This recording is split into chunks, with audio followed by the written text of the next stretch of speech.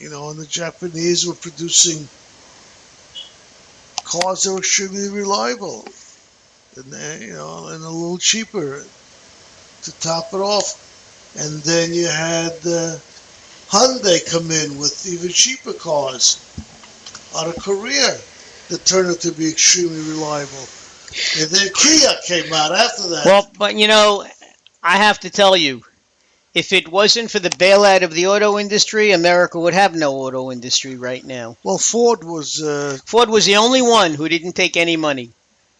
Okay, and I think they would have survived. They would have. But there's no way that Ford alone could have competed. Okay, in the market, Well, do you know what Ford is doing now? Say yes or no. You don't make it. Nobody in the audience can see your face. Say no. What are they do? What are they doing? What are they doing? There you go. They're opening up a $2.4 billion production center in Mexico. Cheap labor. That means closing a lot of plants here. They're saying this is gigantic. One of the things, the biggest, auto production plant in the world is going to be there. Well, one of the things I admired about the Ford product, aside from it being an excellent product, is the fact that they managed to keep their head above water and keep their cars reasonably priced, in order to compete. Well, meanwhile, you've got going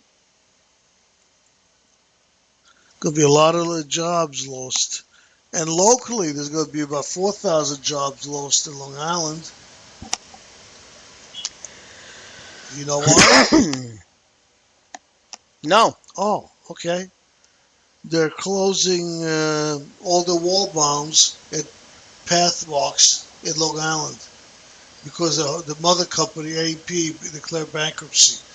As of January 1st, all the stores are going to be closed. Oh, the old Atlantic and Pacific. There will be no more wall bounds for the ladies to shop in. No more Pathmarks.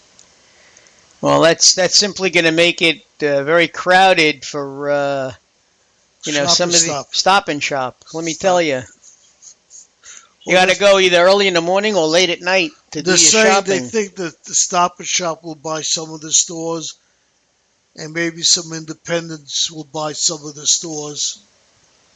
But it's 4,000 employees. A lot of them are unionized. What about Key Food? Key Food is not part of that group, I don't think. So you got Key Food left, ShopRite, King Cullen. There are no food towns left. There are. There's one or two. There's not much, though. Well, it's basically they went out of business. I know the only reason they kept the one that's where is it now? In Woodmere? In East Rockaway. Not East Rockaway? Woodmere. No, not Woodmere. It's in 5 towns. No, I know, but there's one going toward the 5 towns on Atlantic Avenue. On Atlantic? I thought the only one that I know of is the same place where the deli is. What deli? Your deli. Oh, no, that they're not there anymore. But that was one, and then there was another one. But who knows if they're even going to, be around much longer. Well, look, it's immaterial. The bottom line is, it's going to hurt us. It's going to hurt, Yeah, I'm sure a few more associators will pop up. A couple more Best Jets will pop up because they seem to be a growing chain. Well, they're not called Best Jet. They're just called Best now. Best Foods. That chain started in Harlem, and they seem to be doing well. Mm-hmm. But that's about it as far as that part of it goes. Uh, let's see. It's time for a song. Wait a second. What didn't we tell the audience yet? To call us. That's true. They must be wringing their hands. You know, they forgot our number. Oh, sure. The number that they're looking at right in front of the nose. Anyway, our phone number is 646-595-3275. So let's get on the phone and... Our chat room is open now. Maybe somebody's going to call in. Who knows? Or maybe not. One never knows. How desperate do we want to call? We'll find out. Mark, say something. What do you want me to say? I have nothing to say. You know. What do you mean you have nothing to say? I'm looking at the blurb to see what else. We mentioned the Donald a little bit. You know, there's a lot of electioneering going on. In fact, there's even talk today that a name from the past may be joining the race on the Democratic side. It seems that the inventor of the internet, Al Gore, might decide to re-enter politics again. And there's still talk about Joe Biden. I think Gore is tired of talking about global warming. Wants to start talking about politics again. Well, since it's got last 3 years, it's been colder than normal. Maybe people are getting tired of hearing about it, even though I don't know. I still think there's global warming. And as far as Joe Biden goes, I mean, I'll tell you,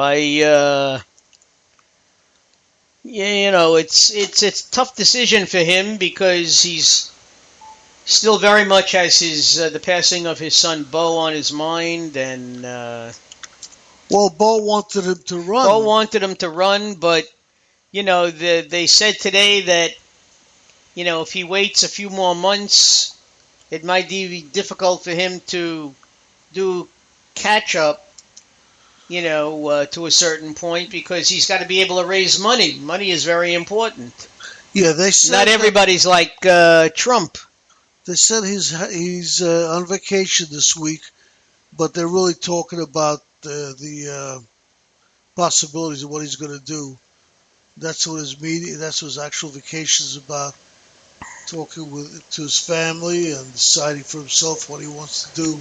Well, he's more than qualified to be president. I mean, Obama relied on him heavily, and I think the misspoken words, shall we say, that become public knowledge, just endear him to Americans even more. He's just an ordinary type of guy. I mean, everybody knows about how devoted he is to his family. The tragedy when he was 29 and just elected to the Senate, losing a young wife and a daughter in a tragic accident, and coming home every night on the train from Washington to Delaware so he could be with his sons and tuck them in at night and wake them up in the morning, get them ready for school. So admirable. So admirable. And then, let's see, we've got... the war of words between Rand Paul and Donald Trump. Oh, that was silly. Rand Paul just making a ass of himself. But the thing I did want to talk about was also, news must be quieting down again because they're talking about ISIS again. We only hear about ISIS when things get a little quiet, and CNN has an hour with nothing to do. So they talk about ISIS. And well, there was I forgot what what network I was watching, but they had interviewed 3 women, one in particular, who escaped the clutches of ISIS, but she was wearing a full veil, whatever. yeah. The only thing you could see were her eyes, and she really wanted to fight next to the men, but they were using her to recruit women, and if women broke certain laws as far as, clothing was concerned, she had to chastise them and punish them, and that included caning and whipping. Okay, and you were telling me about some very troubling news. Yeah, they're talking about today that they're kidnapping young girls. We're talking about young girls, 12 years old, and raping them and giving them as prizes, as awards to the fighters, telling them that's their religious right to have these women. Well, you see that, but that's what they were doing with the Kurdish women. The Kurdish women who were, captured, ISIS looked down upon them, and, they used to play cards for them and gamble, and they never treated them as human beings, really. But they would rape them and pass them around. Now we're talking about 12-year-old kids that are doing that. Well, what do you think the Kurdish women were? How old do you think they were? They had children too. Yeah. But you see, that's no different also than in some Muslim countries that marry a 12-year-old girl to a 50-year-old man.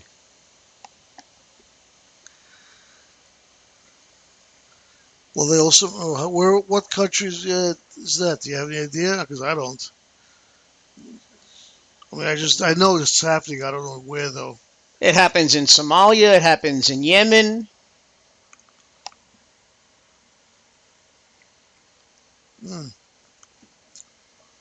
was thinking we were going to maybe in Kuwait or Saudi Arabia, but I think it's very possible. I don't know. I can't know. say for sure, but I do know that it happens.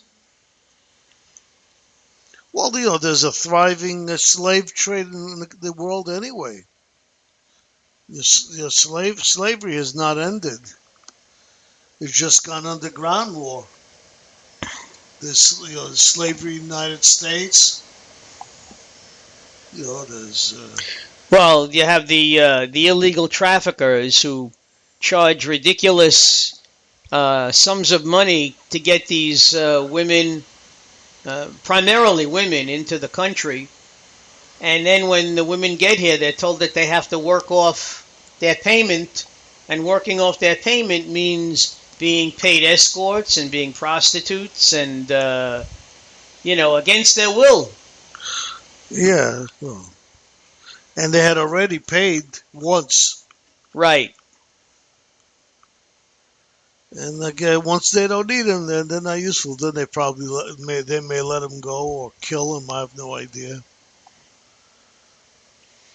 It's hard to believe that these things are happening right under our nose. Hey, listen, it doesn't just happen to illegals. You have runaways who come from other states, and these human traffickers and pimps keep an eye out for these young girls, 16, 15, 16, 17 years old, and they promise them all kinds of things, and then they turn them out. Yeah, they start getting you on drugs, so they're hooked. They're hooked on drugs. They really have nowhere to go anymore. They have to stay with their pimps for the next fix, and that's it. They're done. And then also in the news, Kentucky made the news this week because county clerk refused to marry a gay couple. They had applied for a marriage license, and the county clerk said that it was against her religious beliefs to issue a marriage license to them. And, you're talking about somebody that has a municipal job, and when you have a